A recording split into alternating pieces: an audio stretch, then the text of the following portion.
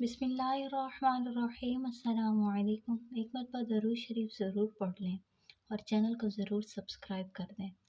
اپنوں نے غم دیے، ایسے گھر کی کہانی جس گھر کے چراغ سے آگ لگ گئی تھی۔ سنجیدہ بچپن سے ہی بڑی شوخ مزاج لڑکی تھی۔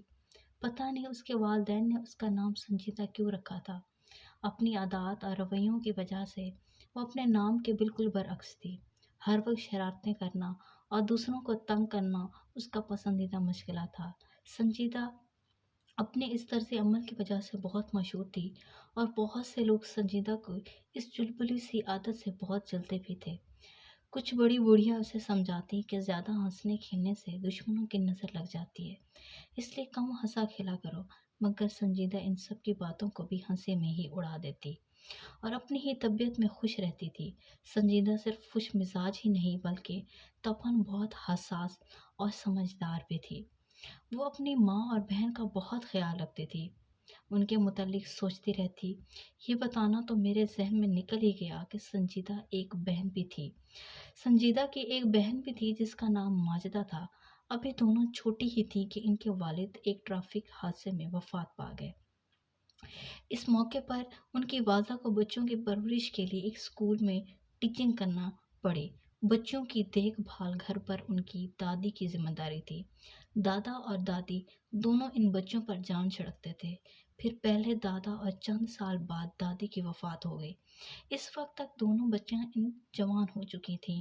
سنجیدہ کی نسبت اس کی بہن ماجدہ بہت چلاک مگر بظاہر خاموش لڑکی تھی۔ ماں اسکول ٹیچر تھی، اس لیے دونوں بہنیں پڑھائی میں خاصی لائق تھیں۔ البتہ اگر مقابلہ کیا جاتا تو ماجدہ پڑھائی میں اور دیگر امور خانہ میں سنجیدہ سے تھوڑی کمزور تھی۔ اس وجہ سے ماجدہ کے دل میں سنجیدہ کے لیے کدورت رہا کرتی تھی۔ وہ کسی نہ کسی بہانے سنجیدہ کو نقصان پہنچانے کی کوشش کرتی۔ وہ کوشش کرتی کہ سنجیدہ اور ماں کے پاس سنجیدہ کی برائی کا کوئی موقع ہاتھ سے نہ جانے دے۔ اس کے برعکس سنجیدہ ہمیشہ اس سے پیار کرتی اور اس کی بہتری کا سوچا کرتی تھی۔